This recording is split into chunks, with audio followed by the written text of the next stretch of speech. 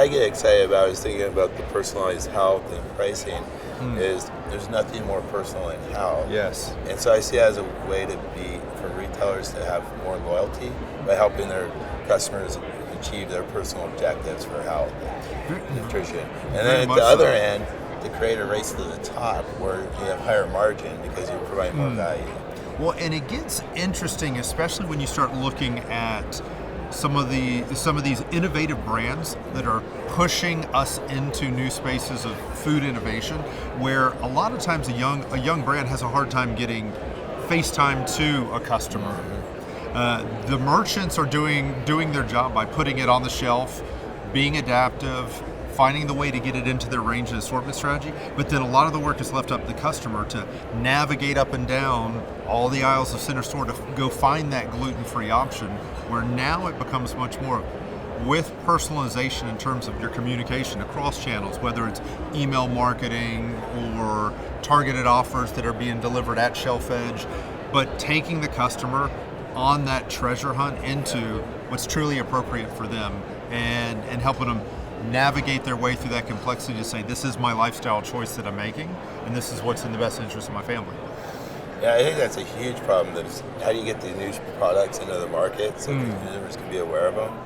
You know, like the Kind Bar, it started in bike shops because it couldn't start in a traditional grocery store. Exactly. That's where over the last year and a half at Catalina, we put a tremendous focus on developing relationships with these emerging brands and helping them both use our customer research to see where are the trends across the retails, but also help through our targeted marketing, help them find the right audience and the right customer that's looking for that. So it's back to that data fusion. When you bring in the attributes and you link the attributes with purchase data and begin to develop those unique shopper personalities and even store personalities where you're seeing that index very significantly, then you can be much more effective in your marketing spend, reduce waste, reduce efficiency, but get directly to those customers to entice, delight, trial, repeat, and then hopefully build loyalty over time at a quicker, faster pace.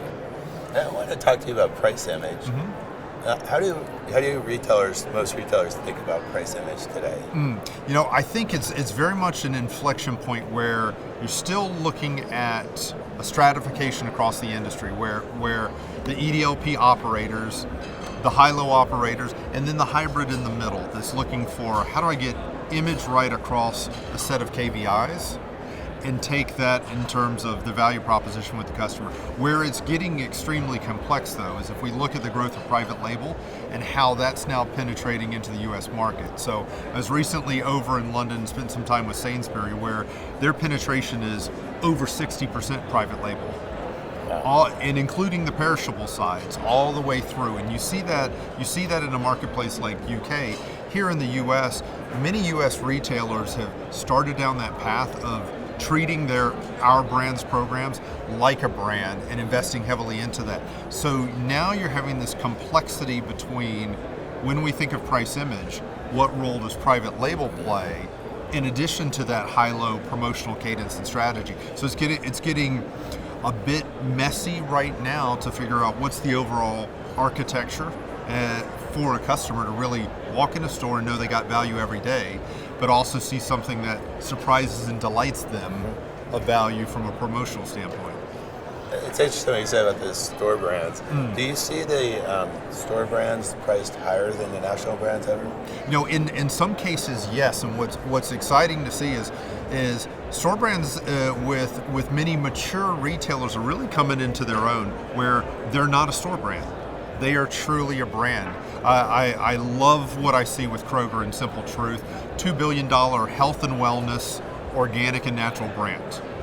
20 years ago, we would not have ever thought of something like that. And the innovation that continues to explode across categories gets me personally very excited, because that's a lifestyle brand I feel akin to, but also the customer choice that you get it's democratizing health and wellness in a sense. Now you're finding a way where 10 years ago, organic and natural was a premium that I had to make a life choice and pay for, where now it's accessible because of how store brands are moving into spaces like that and operating as a brand. Would you be concerned if you're a national brand? I think it's challenging right now to find the balance between, but as a national brand, no, I think innovation begets innovation.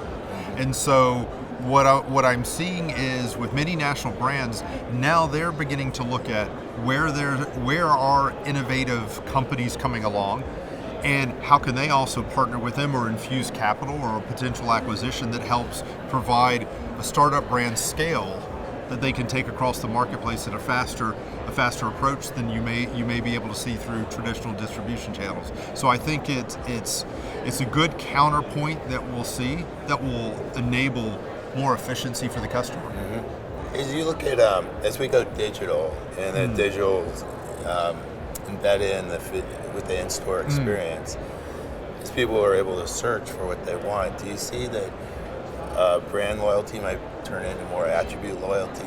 Very, very much so. And it's real interesting. We're spending a lot of time at Catalina looking at that life cycle and path to purchase from when you're planning your shop, when you're in the store, and the experience that you see, be it digital or information based that you could do through an app on your phone, to post-shop, what stimulates that repeat trial to come back there. And you're beginning to see storytelling become part of that retail experience, and also curation, that personalization of across all the different promotions that you want to talk to me about as opportunity. How do you curate the right story for me as a unique shopper, and then reward me with value, both from the assortments you have and the price that you're offering me, to make it a very relevant and loyal trip to come back to. What do you see as the retailer's biggest obstacles to getting there, to be able to provide that experience? I think there's a lot of work to do in a couple of different areas. One, the partnerships between retailers and brands, and that's where I look at data science really helping bring both sides to the table together to find where's that efficiency. The customer is telling us what they want by how they vote every day with their wallet. They're making the choices whether to shop one retailer versus another, to move out of channel, to move into quick serve restaurants, etc., convenience options that they're wanting. And so as we begin to mine that data, listen to that data, it becomes a great opportunity for greater joint business planning and collaboration across the value stream, one.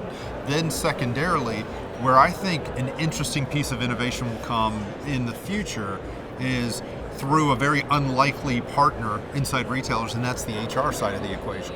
Within retailers, you're typically set up across P&L lines and structures that drive the core of the business.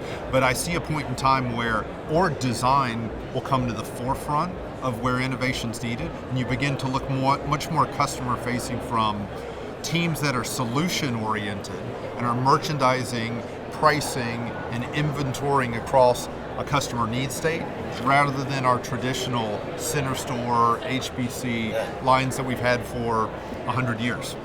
That's an interesting concept. Yeah. Are you seeing any retailers do that? I heard a presentation earlier this week from Loblaws that was tipping into that very theme.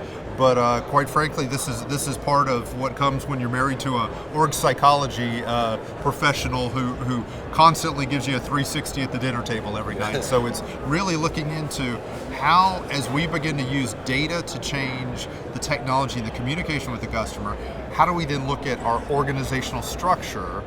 Because ultimately, structure and metrics are what drive our behavior. So that will be an interesting piece of innovation that will unlock a different type of relevancy in my mind for the customer as we move forward. I think it's going to be critical as you go into personalization that there's going to be a reorg. You can't be continuing to manage around products. Correct. You want to manage around the customer, right? Correct. That's, to me, the data is now getting to a point, and the solutions in the marketplace, that many of which we see here, that begin to make that enablement really become a reality. Oh, Wes, I wanted to thank you for being here. I always learn a lot talking to you, and I look forward to seeing you again. Wonderful. Well, thanks, Ken. It's great to see you again, and I enjoyed the conversation. Thank you. Thanks.